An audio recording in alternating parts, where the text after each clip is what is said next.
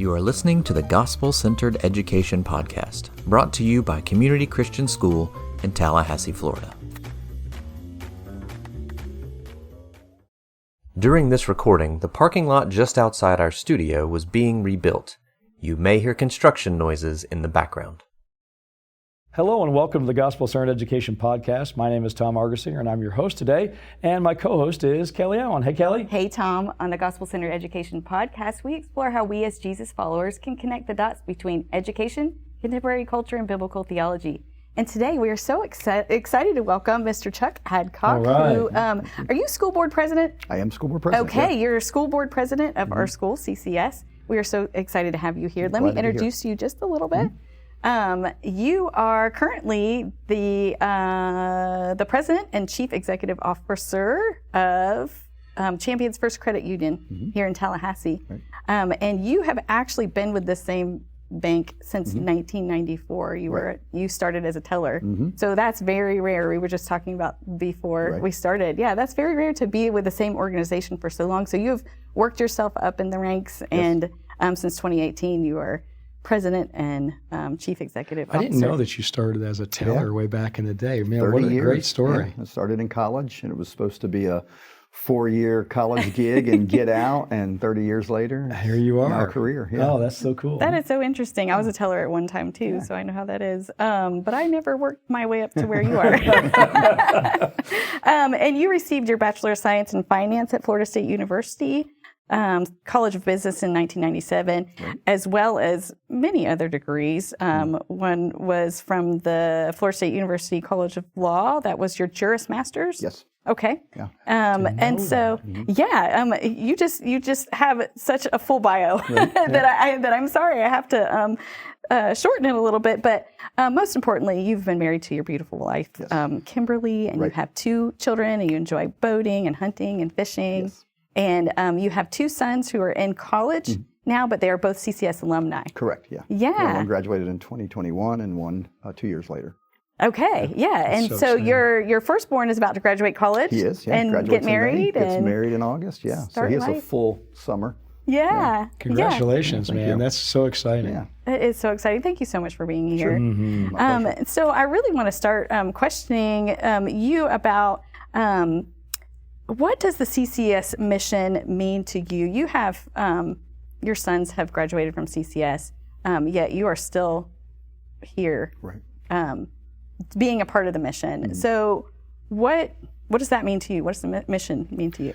You know, it's interesting. I've probably shared this story before with some folks, but when we were making a decision to bring our kids here in first grade, I remember being challenged by a friend at the time, and he said, where else will you spend your money? You know, in terms of where we would put our kids. And at the time, we didn't have any money. You know, I was like, well, that's an easy decision, right? But we knew the reputation of CCS. We were aware of families who had kids that were older than ours that had attended CCS, and we just saw a difference in those children, and we thought we want that for our kids. So that's how we start the time at CCS. And that proved to be true for our kids. Their experience throughout kindergarten, middle school, not kindergarten, but elementary school, middle school, and high school, it just continued to get better and better. It felt like, and my wife and I both, and if she was sitting here today, she would say this, we just developed a place in our heart for the school. We just started to realize that it was different, whether we were competing on the athletic fields and seeing a difference in our students versus the other schools, or in the classroom and the academic side, and then certainly in the spiritual formation. Like we just could see that difference. Like a lot of families, we took a 3-legged approach to raising our kids, where we had church, home, and school, and just everything about CCS and then the mission of CCS was it aligned with what we were doing, whether it was at church or at home. And we just started to see our boys develop in a way that we were happy with. So as they began to get towards the end of their time at CCS, we were in between head of schools at that time, and I was serving on the board, and the board asked if I would stick around and finish out my term, even though my children were graduating, just to help with the transition for the head of school. And that was an easy yes. And that has translated into the president's role this last year of board service that's been incredibly rewarding. So just knowing the impact that the school has had in our children, especially now that they're in college and they're starting to launch into real life on their own. There's so many ways, there's so many stories I can share. I'm sure some will come out today as we talk, but there's so many stories about just seeing CCS's influence here on their lives that have caused me to say, I want to be affiliated with this from a ministry standpoint and just make it part of my personal ministry to be able to serve the school wherever I can. That's so wonderful. And I personally am very biased. I'm very grateful that you came back to become president, because I've had the pleasure of working with Chuck since I've been back here in town with CCS, and it's been a great pleasure working with you. Likewise. It really has. And also, when you were talking, it reminded me just that we do talk about this with parents. There's a couple of ways you can look at spending money on things like education. You look at it as a budget item. Sure. But then also you can look at it as an investment. And that sounds like that's what you were talking about. That's exactly what it was.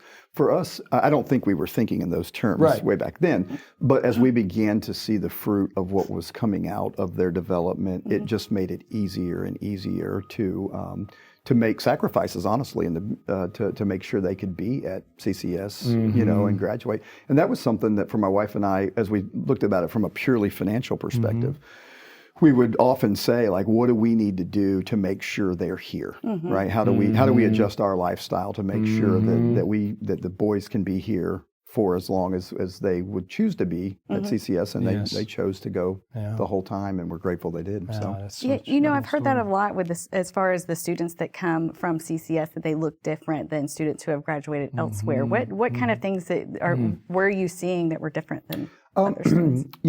As both my sons have transitioned off to college life is very different than community Christian school, right? Yes. And they've been faced with worldly decisions, and for the most part, they're not perfect. They're like most folks, but for the most part, they've been able to look back to Scripture or some biblical reference on why they're doing something or not doing something. That's good. And that's been, as a parent, when I look across now, and again, they've had their share, like we all have, of missteps. But when I look at the way that they've been able to navigate the time they've been away at this point, I'm very happy for the fact that they're able to say, and they even sometimes, in the way they explain it to me, they will explain it in the context of maybe, say, the leadership program or something that I know is very specific to what they picked up here at the school. That's really gratifying as a dad, to hear kids begin to talk about things in a way you're like, exactly. Absolutely. All that investment was worth it. Right. That's right. And that's something we pray for, and we hope for most of our graduates. And based on our information, it is true of most of our graduates that they're good. They're quite well trained in discernment. Sure. And being able to apply those thinking skills that hopefully they've learned at home and in church and at school. And if I could comment on one thing, as you say that, one of my favorite things about CCS is up until the boys began to drive, I would drop them off. That was our rhythm. I dropped them off. My wife would pick them up.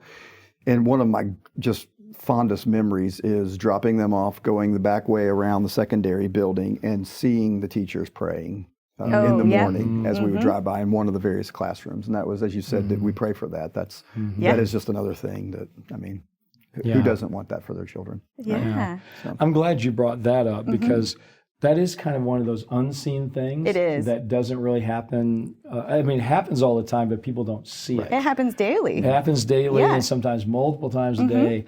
And that really, in many ways, is the heartbeat. Prayer is really the engine of the ministry organization in a lot of ways. So I'm glad you brought that to light. And we have Moms in Touch, Moms in Prayer. Moms in Prayer. Praying on Mondays. And boy, without that, we'd be in trouble. Yeah. That's really important stuff. So what has been the most personally rewarding aspect of working on the school board at CCS? I've told this story a few times, and I think it's funny. Ed Wynn is the person who invited me to be on the board. His children were beginning to graduate when he invited me 6 years ago to be considered as a candidate. And he said, this will be one of the most rewarding experiences of your life. And I report to a volunteer board in my role as the CEO, but I also serve on other boards in various contexts throughout the community. And I thought, I'll listen to what he has to say, and we'll see how it goes.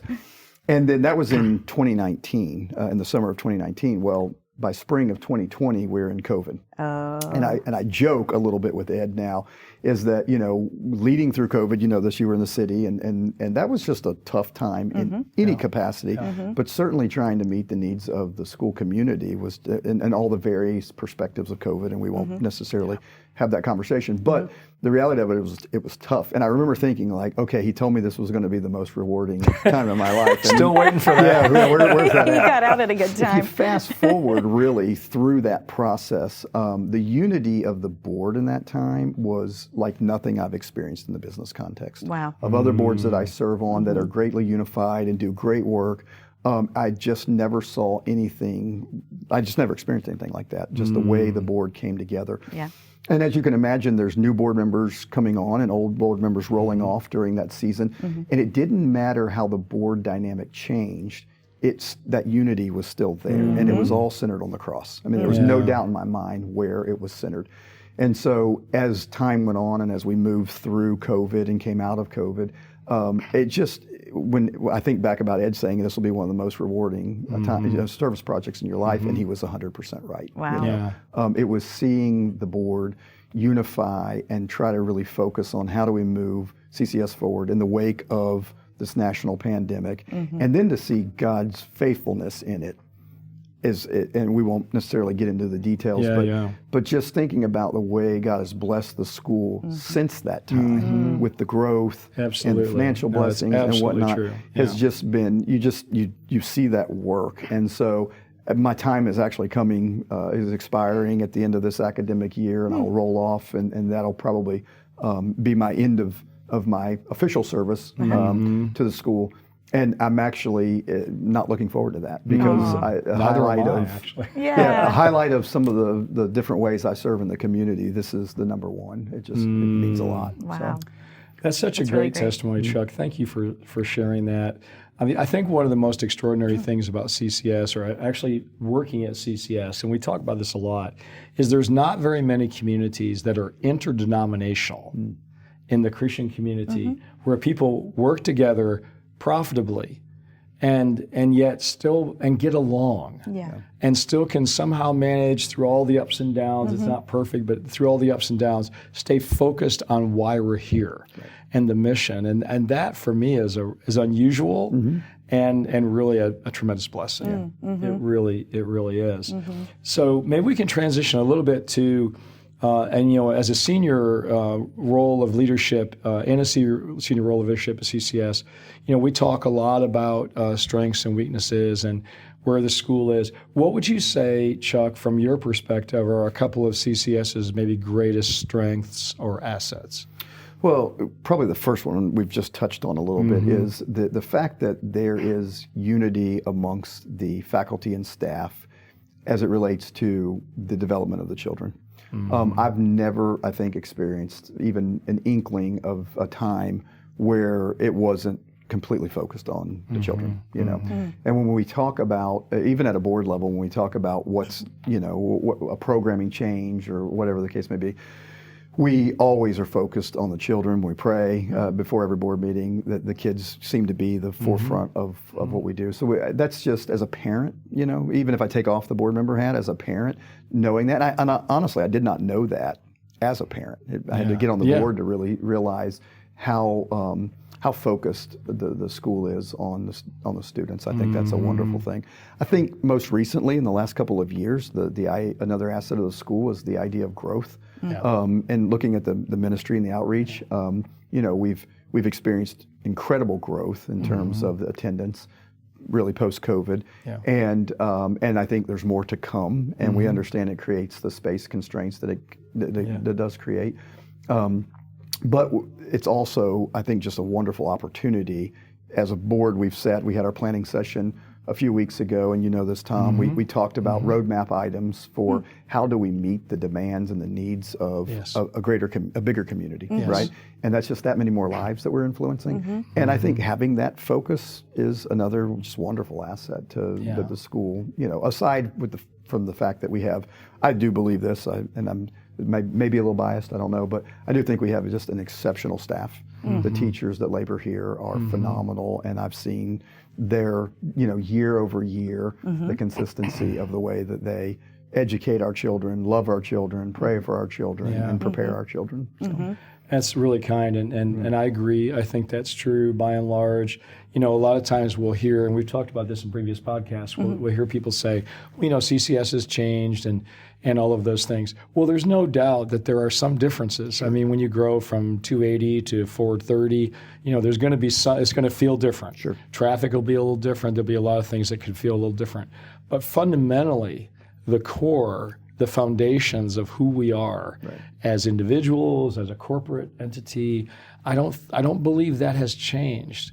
One of the reasons that led me to come back here actually was that fact, that it really had not changed, even though we're dealing with a lot of complex things. And maybe that'll turn us maybe to our next question, which is kind of the inevitable, what are some of the challenges that you see before CCS over the next 3 to 5 years? I think probably the obvious one, and we talk about this at the board level often, is the space, right? Yes. The campus is 7+ acres, and we've made modifications to the campus with the new buildings to try to meet the demand of the students. But we're at a point where there's not much more we can do. So that's going to be a great challenge. Yes. For the podcast listeners, it's worth noting that the board that's a standing item really on our agenda. We vet as many opportunities as become available, right? Anytime there's any piece of land, and you know this, that's close by, we're looking at it. We're trying to determine, would that make sense? We're also thinking about what it looks like, even just not being right here around Cary Forest and Belvedere, but what would it look like to continue to expand? And that's going to be an ongoing challenge. One, I think, that's probably been around for a lot longer than the most recent time, but we're kind of at critical mass at this point, right? I think as a parent, I really appreciate that the board does have that at the forefront and is talking about it, because we do hear about growth, but we don't hear, well, what's the planning for that growth? Right. Yeah, and it's like everything, if you had an infinite checkbook and infinite availability, you just fix the problem, right? Sure. Right. But that's not the case. We have to look at the programming side of it, the logistics side of it, and there's one thing I will tell you that I learned very quickly my first year on the board was I know nothing about educating children, right, or running a school. It was very obvious to me that first year that was very different than the business context. And it's very different from other areas that I've experienced in my life. And so there's just so much that goes into it that it's not an easy answer, but it is a standing item that is, I think it is. If the rest of the board was here, they would all echo the same sentiment that this is something we have to tackle soon. It's interesting that, another thing we've touched on a couple of podcasts is the idea that some people interestingly believe that CCS is immune from all of the challenges that are out there in the world and in the culture. And I'm talking about now financial challenges. As we have meetings and we listen to engineers and general contractors and real estate investors and all these kind of things, everything is so expensive. It's much different than it was 10, 15 years ago. And I know with your work with Champions First, you guys deal with a lot of land and purchasing, and it's gotten to be quite a heavy lift. Yeah. And so planning from a philanthropic standpoint becomes very, very important. And also, there's also the clear faith component. Right. So we need to do what we know to do in order to prepare well for the future. And then ultimately, we're going to have to trust God that He has that in store for us. But we are, in a word, we're on it. Yep. We really are. We're on it. It's just, there's a lot of moving parts to that. So maybe extending that just a little bit, Chuck. Well, if we pull back the lens a little bit to look at the broader culture and some of the challenges that culture itself is presenting to Christian schooling, what might you focus on if you talk about that a little bit? Yeah, there's so much that we could key in on. I think the easy way to say it is just the attacks that we're experiencing as a Christian faith-based community, right? We have gender issue, gender crisis. We've got attacks from groups that don't want to see the way that the state funding is used to be able to promote faith or Christianity. Right. And then, I mean, we could just go on and on in terms of the topics. I think the challenge that we run into is making sure that we stay true to that core you were talking about, right? Yes. And that's not an easy task, you know, as you share items with the board in terms of just how the school is navigating these various topics. They're challenging. One that we covered yesterday that is, to me, somewhat, I wouldn't say it's simple, by no means is it simple, but it's one that maybe doesn't have some of the teeth that some of these other matters have, as we talked about just NIL with high school athletes. Right. And how do you navigate that as a faith-based school? And what does that look like if folks are partnering with groups that may not align with our statement of faith? That's right. And so that's just, I think, a small way of articulating that as we look at all of these cultural issues, we have to filter them across our statement of faith, the gospel, and what is our stance going to be on that? And are we going to be able to stand on that and hold firm? Super well said. So for our listeners from overseas, NIL is name, image, and license. And so that's just how we deal with athletes who might be getting paid from some collective of businesses or whomever, individuals, who will remunerate them for their services and advertising or various things like that. And it has become a thing now in America, yes, but also at the high school level, not just NCAA, for colleges. And so we are saying, look, in order for our athletic program, I think this was the crux of the board discussion yesterday, in order for our athletic program to continue to grow and be competitive and everything, you know, it's going to be a part of life going forward. We're a member of the FHSAA, and that's just part of that. There are rules involved. The school doesn't have actually anything to do with it. That's what we're told, anyway. And so, therefore, there are rules that have to be followed. So, in the end, we want to make sure we're not disadvantaging any of our student athletes or any of our students in any area, you know, and so I think there'll be more conversation around that as we go along. But that's what that whole thing is, because people who are like college sports will remember that NIL has been kind of a disaster, sort of, in the NCAA, because when they started, they didn't have a lot of rules, and it was just the Wild West. And now they're trying to apply all these rules, and it's gotten crazy. Florida has done a much better job. Scott LeMay, our AD, was saying in the meeting yesterday, Florida's done a much better job of learning from other people, and then actually setting up guidelines and strictures that will help it to actually work. So, you know, who knew? Preliminary planning actually helps. You know, it's actually a good thing. So, is there anything else maybe on that challenge side? Is it pretty much, like you said, there's a lot we could talk about. I mean, I think we could dive into any one of the cultural challenges that exist, and it just boils back down to the one thing about where are we going to plant our flag and protect these children on these matters. So. And I think that I always try to take these opportunities when that comes up to say, and I know we say it all the time, but it's worth repeating all the time, and that is our ultimate foundation is the Word of God, and as illuminated by the Spirit of God in real time on a daily basis.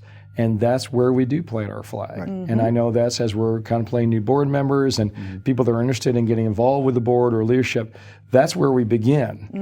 You know, that might be an interesting thing. You know, other than that point, what are some other kinds of things do we tend to look for in people who are in senior leadership, maybe board leadership in the future? You know, it's been my experience. Well, let me back up and say it this way. When I was recruited, I thought you guys got the wrong guy. Are you sure? They usually make the best leaders. I was like, are you sure you got the right guy?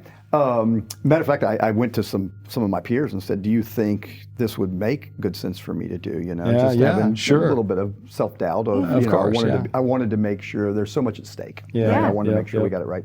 I will tell you that as we look at viable candidates now, we're looking for engagement. One, we're looking for folks that their walk is very evident, and it's very obvious. And those folks you have a tendency to see. We have so many of them at CCS. That's the beauty of it, right? Yes, is that as you go through the parent roster, you're like, they would make a good candidate. They'd make a good candidate. They'd make a good candidate. And it just, the list goes on and on. So we're looking for folks that are living out their faith, one with how they interact with the school, but then also just the reputation. The community is small. As you mentioned, we've got multiple churches represented throughout the whole community. We do try, this may not be something that's well publicized, but we do try to make sure we're not front-loaded with any one church on the board. So we try to make sure that we have good representation of the entire community. And within those sub-communities, it's not hard to find people that exhibit those skills that we're looking for.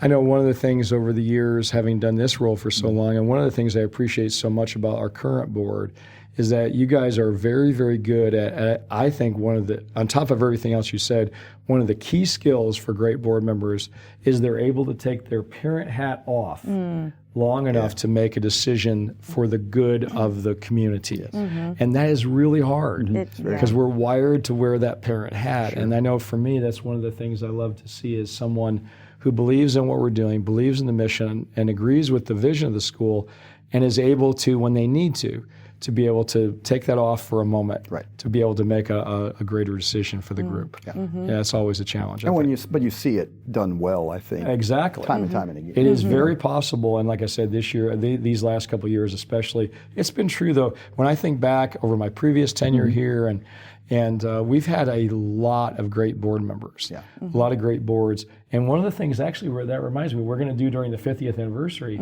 is really go back and celebrate a lot of the board chairs from the past. And I think we're going to have a fishing team, actually, all the former board chairs. Bass fishing. So, but just to recognize that along with heads of school too, to be able to recognize the leadership and the sacrifice of those people like you, Chuck, over the years. So maybe a good place we can begin to land the plane sort of here is CCS. We talk a lot about the 3 core programs, and spiritual formation being like our eternal function, academics being our core function, and then leadership training and character development, which kind of ties the whole thing together. How do you see those 3 interacting, maybe in your own family? You talked a little bit about the beginning, or how the fact that we do have these 3 core programs, why is that important? Yeah, if I put on my dad hat and we go that perspective, one, there's a financial benefit, to be honest with you. So a lot of colleges are offering 100%. Financial subsidy for a leadership program. That's so like both of my sons experienced that we received a benefit from the school because they came in like over-prepared or overqualified from a leadership perspective because of the work that they had done in our leadership program here.